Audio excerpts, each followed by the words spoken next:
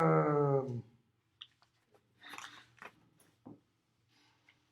remember where we left off. I'm getting my classes all mixed up. We just finished the Death Eaters.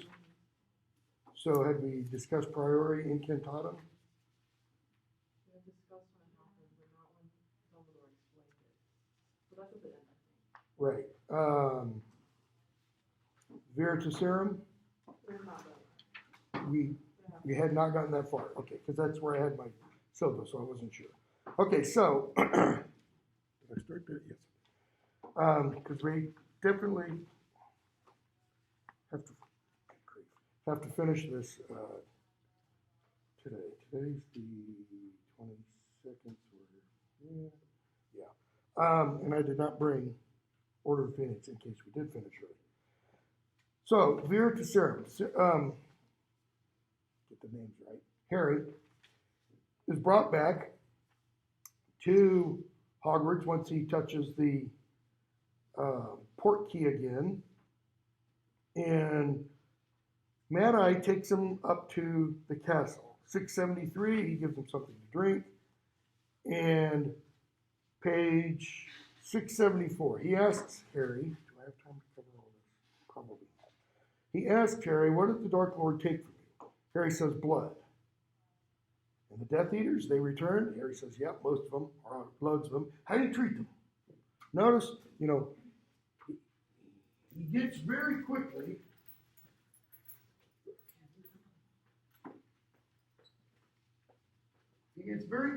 to his point, okay? Did he forgive them? Harry, thinks, wait, there's a Death Eater at Hogwarts.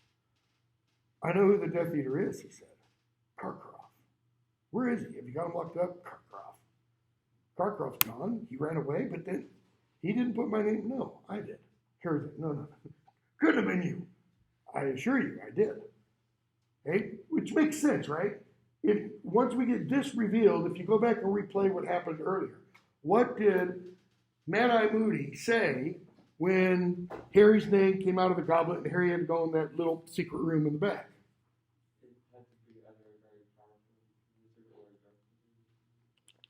Because somebody who had a lot of ability, because they were able to, as he put it, confound, this powerful magical object, the goblet of fire and such. And it was he who proposed that theory in the discussion with Snape, Fudge, Madame Maxime, Karkaroff, etc. And they all thought, oh, this is just Moody being, Moody and such. Okay? So, he says, he forgave them? The Death Eaters who went free, the ones who escaped Azkaban? Harry, what? Harry's still trying to wrap his mind around. I asked you whether he forgave the scum, who never even went to look for him. Those treacherous cowards who wouldn't even brave Azkaban for him. The faithless, worthless bits of filth. Who does that include? Who's the first Death Eater to, maybe not to show up, but to speak? Malfoy. Okay? No love lost, by the way, which kind of helps us understand when Draco takes that shot at Harry, when Harry's got his back to him early in the novel when they get back to Hogwarts, and you see Moody, and he turns channeling Gollum. He turns Harry, Malfoy, into a white ferret, and he says, never do that. And he bounces him off the wall, or off the floor. Okay. He mentions firing the Dark Mark. Harry's like, what? I told you, Harry, I told you. If there's one thing I hate more than any other, it's a Death Eater who walked free. They turned their backs on my master. And it's like Harry's not heard anything else. I expected him to punish them. He did, right? Who got punished? When all the Death Eaters apparate, which one of them says, oh, I'm weak, I've fallen, blah, blah, blah. I beg for mercy, and, you know. His mercy is Crucio. Avery. He's Crucioed there. He gets Crucioed later on. I think he gets Crucioed 3 times by Voldemort in the course of this novel and the next novel. Poor guy just, you know, he's a failure as a Death Eater. So, Harry, you can't, who put your name in the Goblet of Fire? I did. Who frightened off every person I thought might try to hurt you? I did. Who nudged Hagrid into showing you the dragons? I did. Who helped you see the only way you can beat the dragons? I did. Right? Harry went to him, you know, and he gave him a little bit of advice. He wasn't cheating. Come on, Harry, what are you good at? I can fly. Bingo. What do you need to fly? Kind of slow. Broom. Bingo. And what does Flitwick just happen to have been teaching them for the last week or several weeks? Okay. The Oxyocharm. And notice it's Hermione who's able, the one who teaches them to do it. Harry, Cedric gave me the clue about the egg. Who told Cedric to open it underwater? I did. I trusted that he would pass the information on to you. Decent people are so easy to manipulate, Potter. Now he uses the term decent people here. Where else has Moody, a.k.a. Braycrutch Jr., used the word decent in the novel? Anybody know? Whenever Harry told Cedric that they were going to be dragged.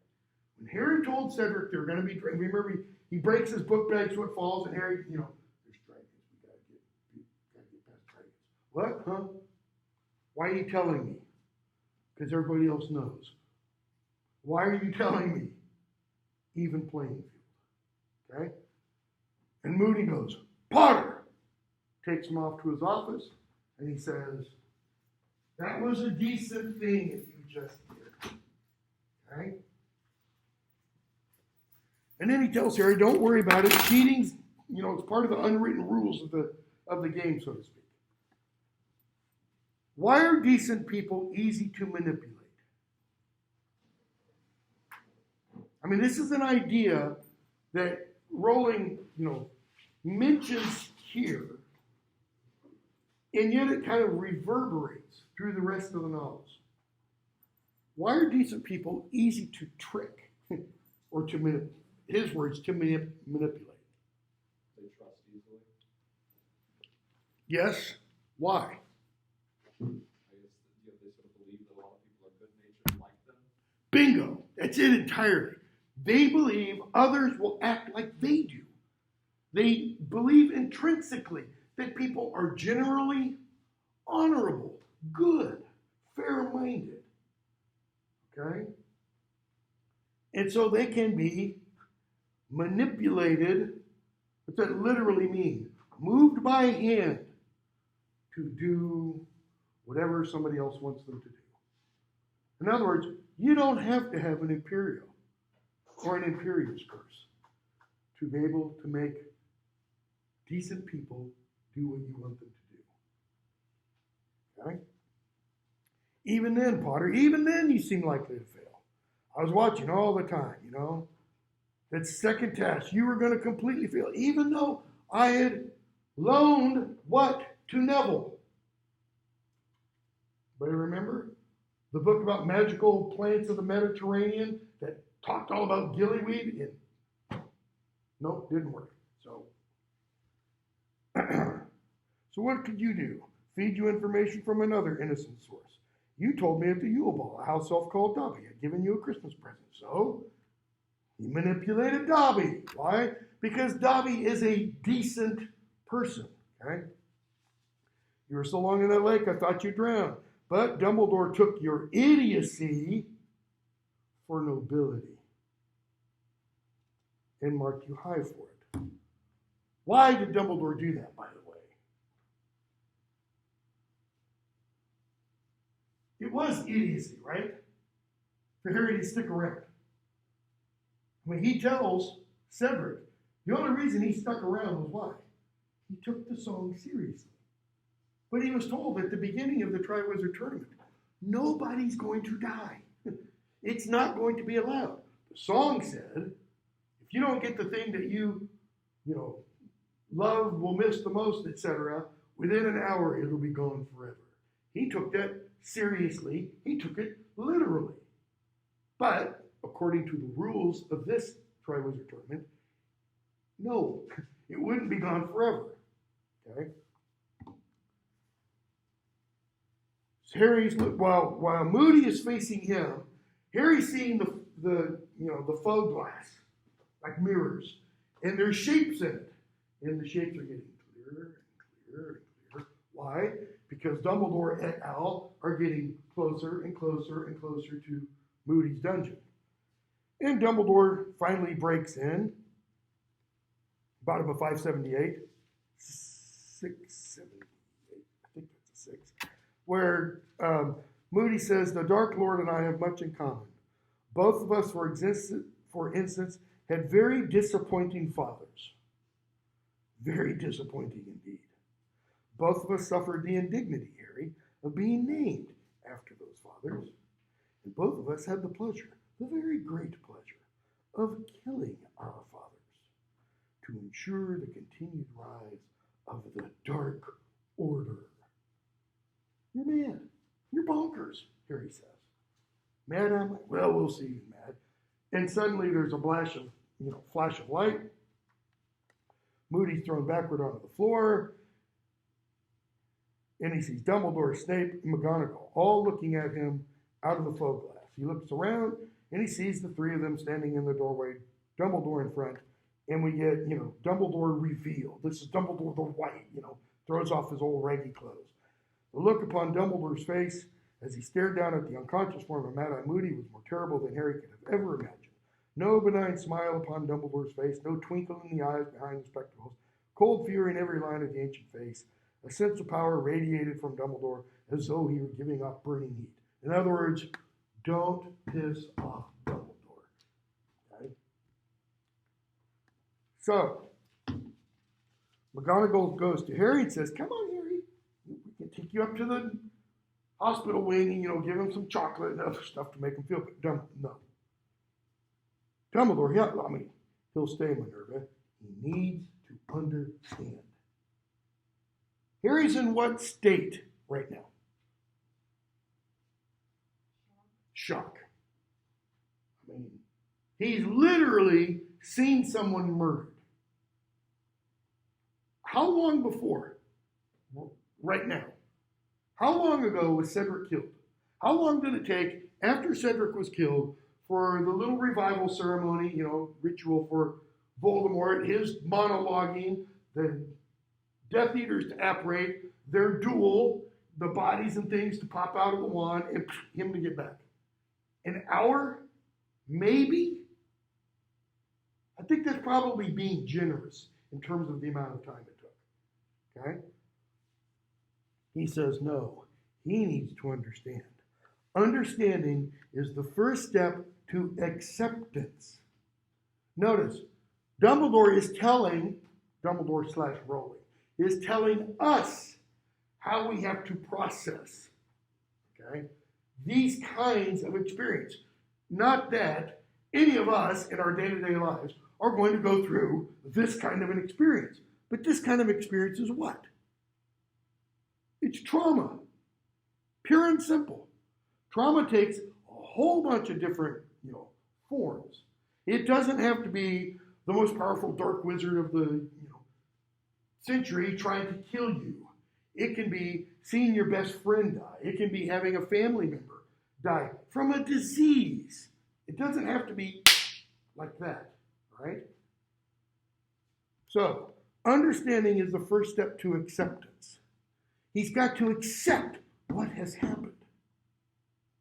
And in fact, when we get to the next book, what do we find out from Dudley? Because Dudley says it, Dudley verbalizes it. What do we find out Harry's doing seemingly every night in the opening of the novel? He's having nightmares. He's having nightmares about Cedric's murder. Okay? That's showing us he's not fully processed it. He hasn't fully accepted it. So, and only with acceptance can there be recovery. What's meant by recovery? Going beyond it. Getting over it. Getting over it doesn't mean forgetting it. Right? It means walking through, that proverbial biblical valley of the shadow of death and coming out on the other side. He needs to know who has put him through the ordeal he has suffered tonight and why. Harry, how could it have been Moody? This is not Alistair Moody. You have never known Alistair Moody. The real Moody would not have removed you from my sight after what happened tonight. That is, the real Moody would have known the safest place in the world this kid could be is right next to Albus Dumbledore. The moment he took you, I knew, and I followed. In other words, when he says, I knew, pause, and I followed after the pause is telling Harry, Harry, once he took you, you were never really in danger. That is, I was right outside the door, just waiting for him to, okay? So, they find the real Moody, and they give the false Moody Veritaserum. Okay? They bring up Winky from the kitchens, and Winky identifies him as Master Barty and such. And so, with the Veritaserum, they force Barty Crouch to spill the beans. Barty Crouch Jr. to spill the beans. And he tells him what happened. My mother saved me. Notice the pattern. Harry's mother saved him. Okay? And we can kind of keep going, as we'll find out in later books. Voldemort's mother, in a sense, saved him. Okay? Snape's mother, in a sense, saved him. The interesting break is Hagrid. It's not Hagrid's mother that saves him. It's Hagrid's father that saves him. Right? So, my mother saved me. She knew she was dying. She persuaded my father to rescue me as a last favor to her. We're not told why she was dying. He loved her as he had never loved me. He agreed. Notice, he allows her to take his place. That is, Barty Crouch Sr., who loves his wife, the son says, as he had never loved me. Well, hopefully, different kind of love there, first of all. He says he loved her, and he agreed to let her take my place. Why? That's a weird kind of love. Well, what did he tell us about his mother? She was dying already. He allows her to take his place because he knows her dying will be quick once she gets to Azkaban. They came to visit me. They gave me a draught of Polyjuice potion containing one of my mother's hairs. She took a draught of Polyjuice potion containing one of my hairs. We took on each other's appearance. The Dementors are blind. They sensed one healthy, one dying person entering Azkaban. In other words, they couldn't tell the difference between us. My father smuggled me out disguised as my mother in case any prisoners were watching through their doors. My mother died a short while afterward in Azkaban. She was careful to drink Polyjuice potion until the end. She was buried under my name, bearing my appearance. Everyone believed her to be dead. What did Sirius tell them in the chapter Padfoot Returns? He remembers when Barty Crouch Jr. was brought into Azkaban, and there were cries and screams for a while, and then he went silent. And what did your father do with you? Stage my mother's death. Quiet, private funeral. Grave is empty.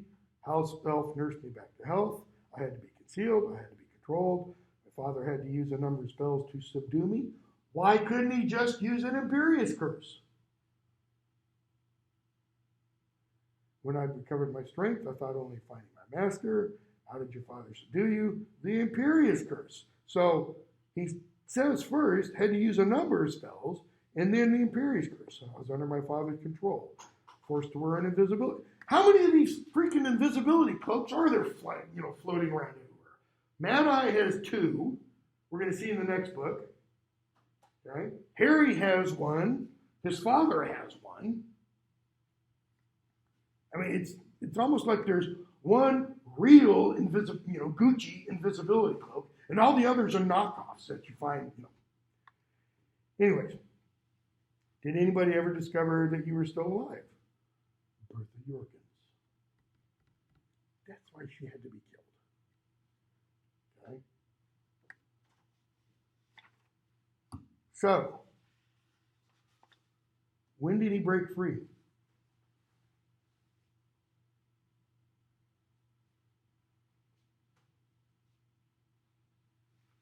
The end of the previous year. At midnight, tonight, servant of Lord Voldemort, chained these 12 years, will break free. It's Barty Crouch Jr. that the prophecy is about, or the prediction, that the prediction that Trelawney delivers is about. Okay? That's what enables, at the beginning of this novel, when Pettigrew says, we could use anyone. That's why Voldemort won't use anyone. Okay, Barty Crouch Jr. and Voldemort have already made the plans. The plans are what? Get Barty Crouch Jr. into Hogwarts as Mad-Eye Moody, okay? And we'll then have this entire plot worked out. So,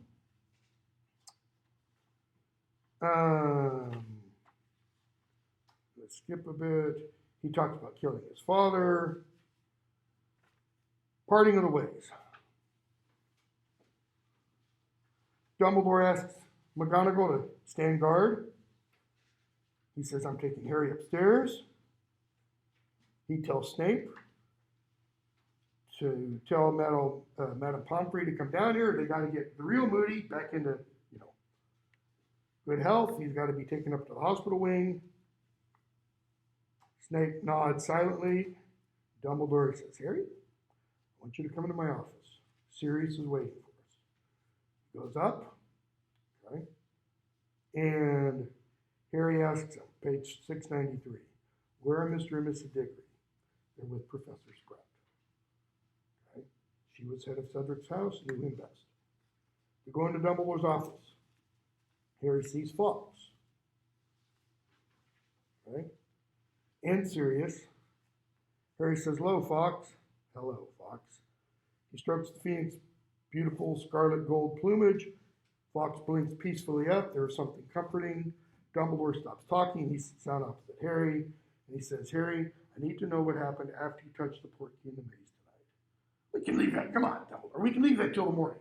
Let Harry get a good night's sleep. Harry felt a rush of gratitude. Thank you, Sirius. Okay?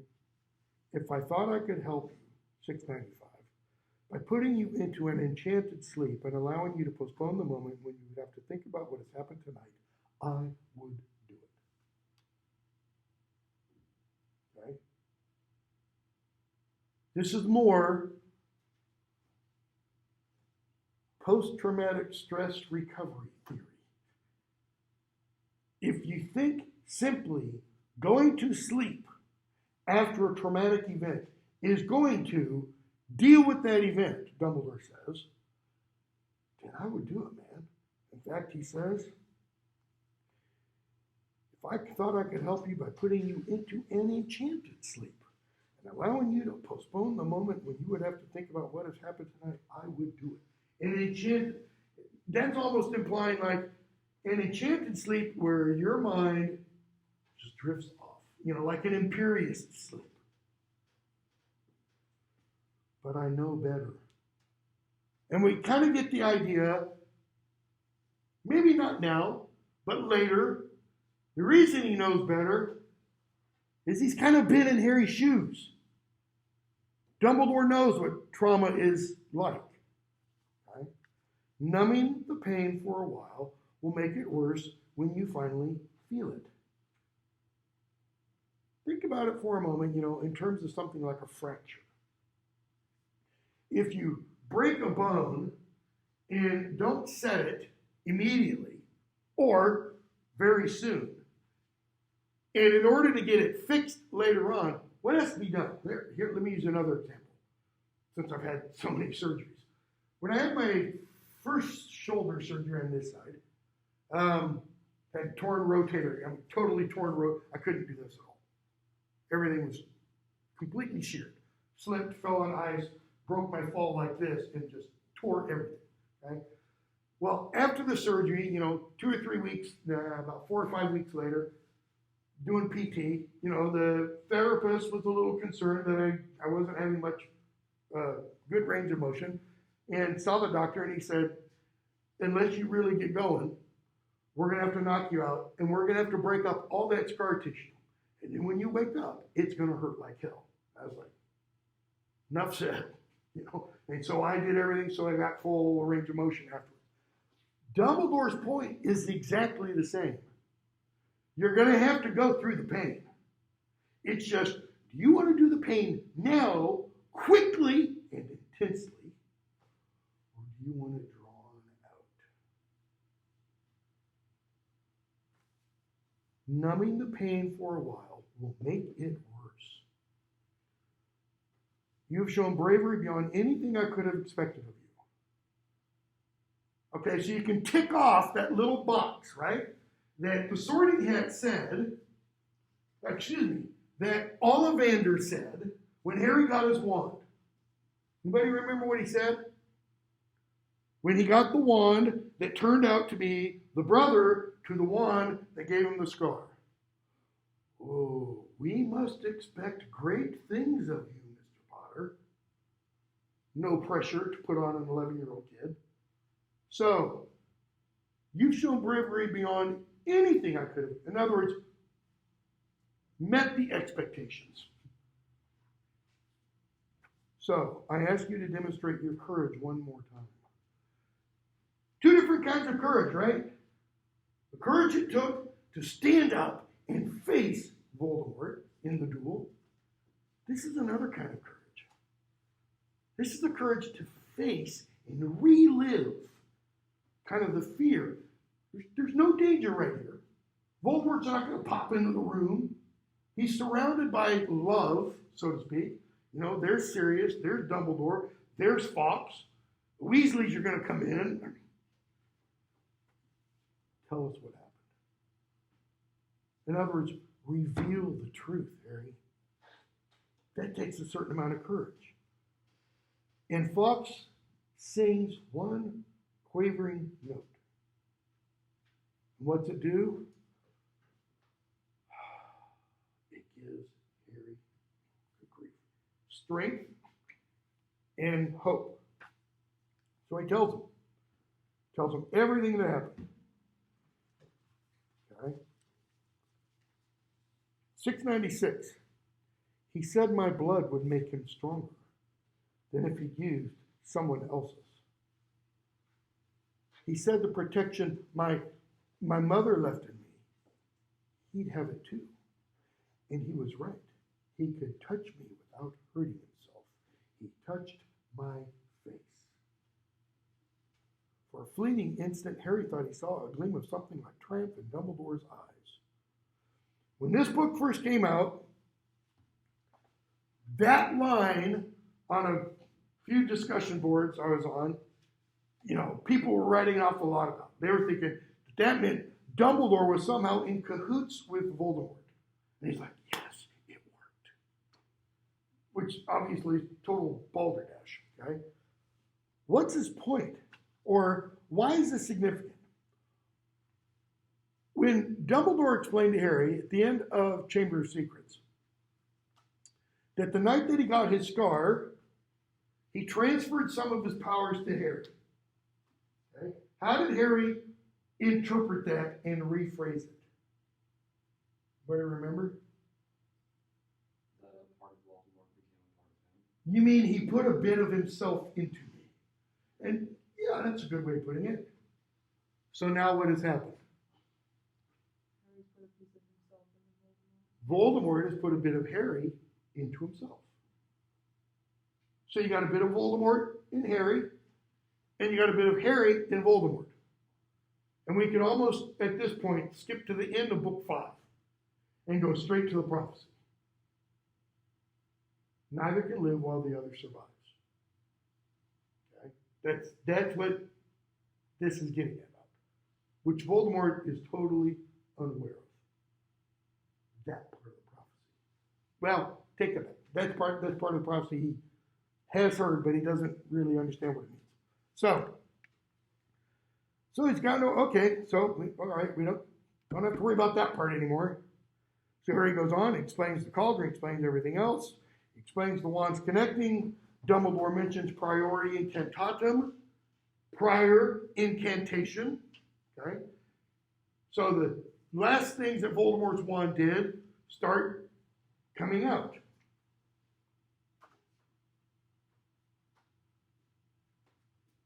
Bottom of 697. Sirius says, Diggory come back to life? No spell can reawaken the dead, said Dumbledore. All that would have happened is a kind of reverse echo. A shadow of the living Cedric would have emerged from the wand. Am I correct, Harry? Harry, he spoke to me. The ghost Cedric, or whatever he was, spoke. And Dumbledore again says, an echo. My question to you, is Dumbledore right? Or is this one of the instances that Dumbledore does admit to, primarily in the next book, where he really mentions it a lot? Is this one of the instances where Dumbledore is wrong? And just as he says, his brilliant ideas, he said this in the first book, the whole thing about the Philosopher's Stone, it was a brilliant idea to hide it in the mirror and all that kind of stuff. But he also says, but when I'm wrong, because of my brilliance, I'm brilliantly wrong. It's pretty big. I think this is an example of where he's wrong. Right? And why? An echo which retains Cedric's appearance and character. I'm guessing other such forms appeared. Okay, you can maybe, I think at least, or I can. You can think what you want. Except it's an echo for Cedric. Because Cedric just died. Maybe we're 2 hours post Cedric's death at this point. Bertha Jorkins, she's been dead about 9 months. Frank Bryce, about the same. James and Lily, they've been dead for 13 years. Okay? How can you have the echo of them come out 13 years later? And more importantly, what does an echo do? It kind of repeats. What do each one of these things that comes out of the wand reveal to us? Let's use, Dumbledore's term, with their appearance and character, appearance, physical appearance, character embodying kind of the personality of the individual. What does each one of them do? In their brief moments speaking to Harry, they speak in the present. They're aware of what's happening now, and they're aware of what's happening shortly before they came out of the wand. How do we know? What does James say? Get to the port key, it'll take you back to Hogwarts. How does he know that? He probably used it. Or used something like that. Or something like that, because he was never in a Triwizard tournament. So he wouldn't have used that particular port key. Probably that he used a port key. How does he know that the Triwizard Cup has been transformed into a port key to, you touch it once, it takes you to the cemetery. You touch it again, it takes you back to Hogwarts. Never explained. All right? So I think that's all of that is indicating to us, whatever these things are, they're sentient and they're aware of what's happening right now. Okay? So, Dumbledore explains the last murderers, etc., etc.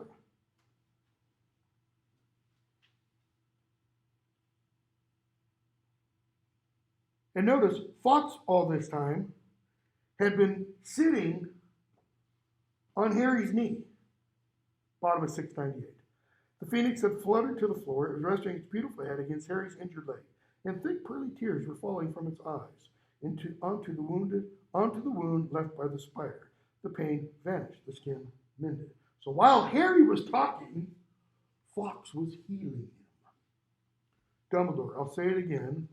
You have shown bravery beyond anything I could have expected you tonight, Harry. You have shown bravery equal to those who died fighting Voldemort at the height of his powers. In the next book, in the chapter, The Woes of Mrs. Weasley, we're going to see a picture that has 11 of those people who died or were made insane, for 2 of them, while Voldemort was at the height of his powers. These are 11 of the 22 original members of the Order of the Phoenix. 50% death rate. All right? And he's telling Harry, as a 14-year-old, you're equal to these. You have shouldered a grown wizard's burden, found yourself equal to it, and now you have given us all we have a right to expect. So if you don't think you showed more bravery than I could expect, meeting Ollivander's kind of dictum, this one does. Harry, you don't have anything to prove to anybody ever again. You'll come with me to the hospital wing. I don't want you returning to the dormitory. Why? Harry, what was it like? Harry, what? Harry. Harry's going to be pestering him with questions in the comment. A sleeping potion, in other words, now you get to sleep. You're going to dream beautiful dreams. You're just going to... So, he says, Sirius, you want to stay with them? Obviously, in what form? Ruff, dog form. Okay. So, the door opens, and there's Mrs. Weasley, Bill, Ron, Hermione, Madame Pomfrey. Mrs. Weasley, gives Harry a big hug, but Dumbledore stops her, or wants to. He says, Molly, listen, Harry's been through a terrible ordeal, etc., etc. If you guys want to stay with him, you can. No questioning,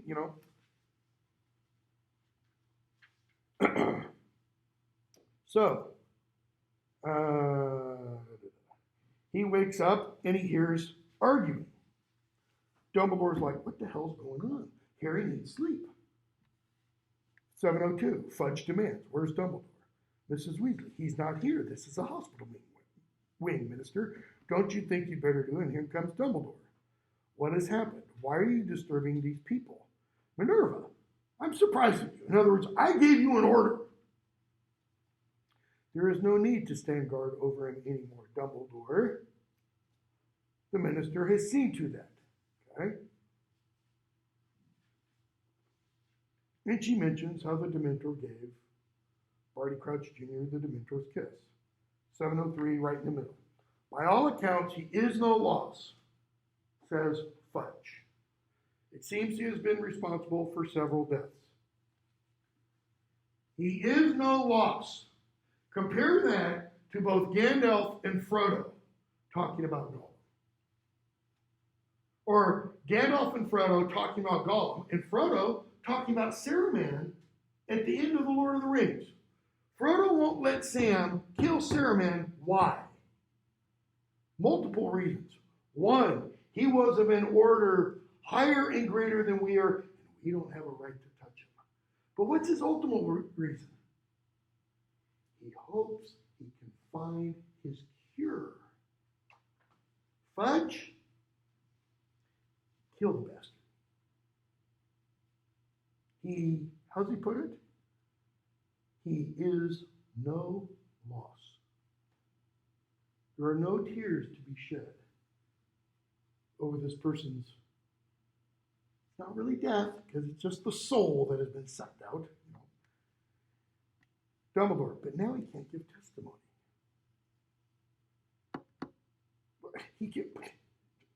Lord Voldemort was giving him instructions. Those people's deaths were mere byproducts of a plan to restore Voldemort to full strength tonight. The plan succeeded. Voldemort has been restored to his body. Fudge looks dazed. Preposterous. Come now. Why? Why is it preposterous? Well, Dumbledore then goes on and says, as no doubt Minerva and Severus have told you, we heard Barty Crouch admit to everything. Now, theoretically, what could Dumbledore do right now at this point to prove what he's saying is true? Come on, let's go down to my office. We'll pull out the pencil. Here, look. Minerva, come here. Snape, come here. Harry. They can pull out all of their memories, put them in the pencil. Hit replay. Play it again. See here, Dumbledore. You can't see. Harry might have, and Crouch might have believed him. What's he get at? Come on, you've been reading the stories about Harry in the paper. All right. You're prepared to take Harry's word on this? Certainly. You're prepared to believe Lord Voldemort has returned, page 705, on the word of a lunatic murderer and a boy who you've been reading Rita's Theater. And if I have discovered you've been keeping certain facts about the boy, a parcel mouth. Notice what Rowling is suggesting here. What does Fudge take for truth? What is presented in the house organ, the mouth of the government's propaganda. Okay? That's an idea she's going to take even more in the next several books, about how the media spins, controls the narrative for purposes of the government. Okay? So Dumbledore says, Harry's as sane as you and I. It hurts him when Voldemort is close by or murderous, etc. Okay? So Harry says, I can prove it. I saw him come back, and I saw the Death Eaters. And he starts naming them. And notice, Fudge says, you could have gotten that from old news reports. Really? You don't think that information would have been kept secret? That the Malfoys had been charged and all these other groups? Dumbledore says, 707, Voldemort has returned. If you accept that fact straightway, Fudge, and take the necessary measures, you may still be able to save the situation. So he says, here's the first thing you should do. Get the Dementors out of Azkaban. Why? It's like putting the SS in charge of guarding the Nazis. It doesn't work, okay? He says, half of us only feel safe in our beds at night because we know the Dementors are there. And Dumbledore's like, yeah, but the other half feel just the opposite. Okay? So, what else? Send an envoy to the Giants. Extend a hand of friendship. You cannot be serious. Dumbledore, the end of my career. That's what motivates Fudge. Self-preservation. Okay? You are blinded by the love of the office you hold. Dumbledore says, 708. You place too much importance, and you always have done, on the so-called purity of blood. In other words, he's not saying that Fudge is a secret card-carrying, pure blood maniac. He's just saying, out in the open, he puts too much emphasis on the purity of blood. You fail to recognize it matters not what someone is born, but what they grow to be. What did Dumbledore tell Harry at the end of book 2? It is our choices, Harry, far more than our abilities, that show what we truly are. Right? Abilities are what you're born with. Choices are the decisions you make. And he's going to go on. What kind of decisions did Barty Crouch Jr. make? He comes from an old line of pureblood wizards. And he chose to follow Hitler. Right? Barty Crouch Sr. didn't. Yeah, he used some of the tactics of the dark side, authorizing the unforgivable curses. Notice, one person can do that. Okay? If your determination to shut your eyes will carry you as far as this, says Dumbledore, top of 709, we have reached a parting of the ways. You must act as you see fit, and I will act as I see fit. Now, Fudge for a moment has a bit of mental clarity. He actually understands what Dumbledore's saying there. Whoa. Are you saying you're going to oppose me? Notice what Dumbledore said. If you're going to close your eyes, meaning a former U.S. attorney for New York, a guy named Andy McCarthy, wrote a book several years ago called Willful Blindness, about how the government turned literally a blind eye to a series of events that happened over time because it didn't want to acknowledge the possibility of this kind of terrorism happening. Okay? That's what Dumbledore is getting at. If you're going to turn your eyes, your gaze away from this and pretend it's not real, he says, then we're not on the same side. I've given you free rein. I've had a lot of respect for you. I might not have agreed with some of your decisions. There aren't many that let you hire werewolves, but if you're going to work against me, Dumbledore, I'm not the only person I'm working against is Voldemort. If you're against him, then we're on the same side. Enemy of my enemy is my friend, kind of a thing. He can't be bad. And notice how he reveals his vulnerability here. He just can't be. Why not? He doesn't want to believe it. Why? Because it's Lord Voldemort. He's supposed to be vanquished a long time ago. Keep going. What would it? He'll have to deal with it. Imagine if we discovered today, tomorrow, Osama bin Laden hadn't been killed. It was all a lie. And was back in Afghanistan and planning a new 9/11. You think the press, the media, would still have the love affair with President Obama? Hell no. Joe Biden? No. The entire Democratic Party would crash and burn. Because it would be seen that everything was based upon a lie. Go back even farther. Let's say we discovered Adolf Hitler didn't die in 1945 in Germany, but died in 1965 in Maryland. And the government knew. That would be, multiple successive government. I mean, it would, people think there's anger at the government now. I mean, nobody, left or right, would trust anything the government said. That's what Fudge realizes. Right? And so what does Snape do? Coup de grace. Look, it's right there. Dark mark. Not as bright now as it was an hour ago. He says every one of the Death Eaters had one, and it was different for each one. Right? What has Snape just done publicly? Harry, look. Molly, look. McGonagall, look. Bill, Charlie. Snape, Sirius. Okay. So, Fudge dumps his winnings, Harry's winnings, on his bed. Dumbledore says there's work to be done. Bill says, I'll go to Dad, that is to the ministry.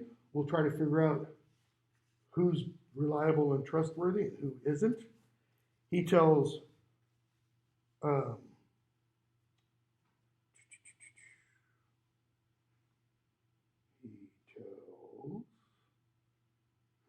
I talking to?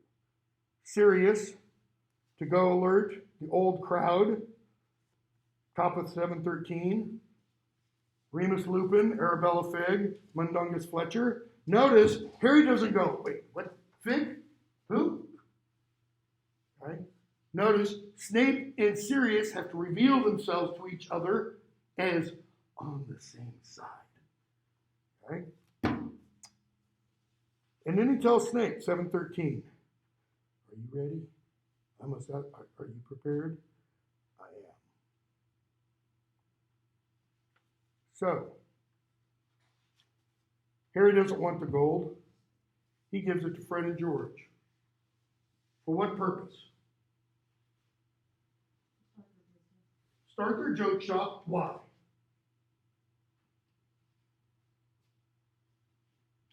We're going to need some laughs, Harry says. What's this chapter titled? Parting of the Ways. Next chapter, the beginning. Beginning of what? The next war, which starts with Firenze and Bane in the Forbidden Forest when Harry and Hermione have detention with Hagrid. Mars is bright tonight. They're forecasting, they're foreshadowing wars about to break out. Okay? What else does he ask Fred and George? Buy Ron some new robes, please. You know, he had to wear those funny looking things. So, they have the end of year feast.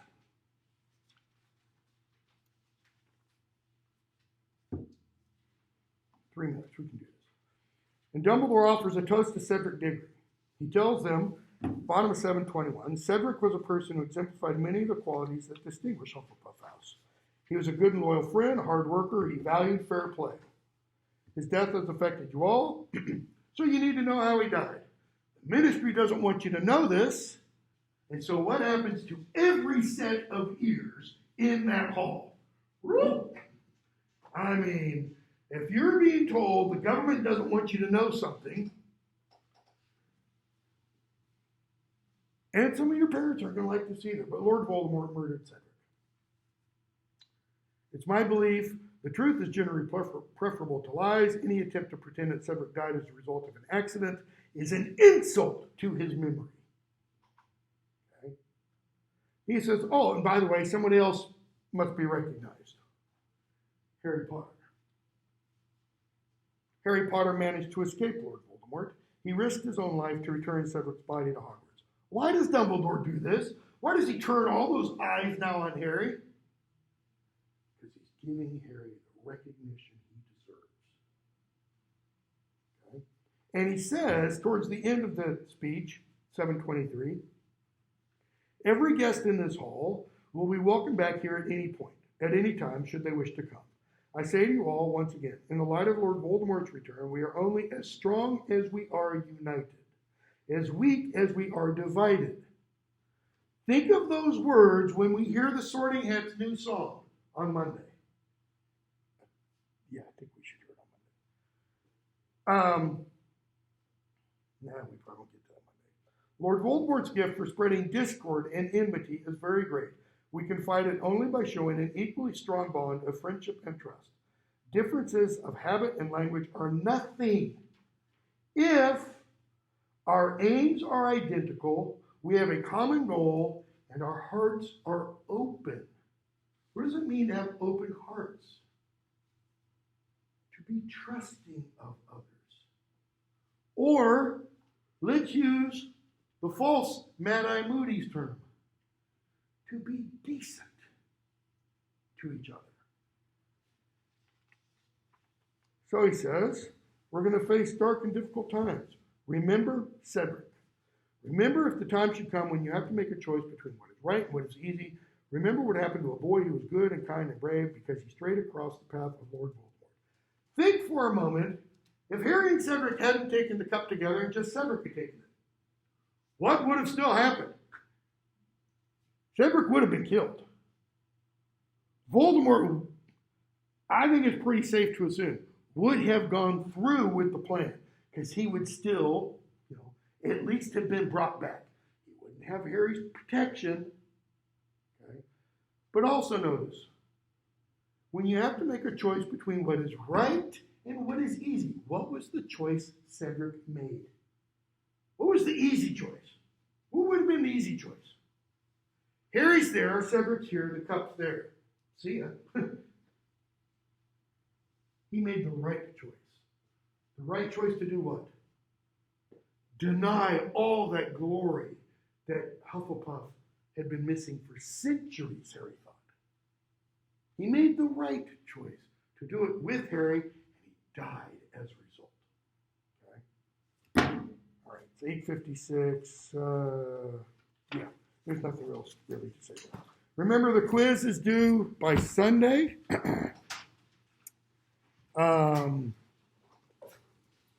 I would say, because we are now, we still got 5 days for Order of the Phoenix. So how about the first, 150, 170 pages read? That should be about a fifth of it, I believe. No, 150 is only going to be 600 pages. About 170, 175 pages.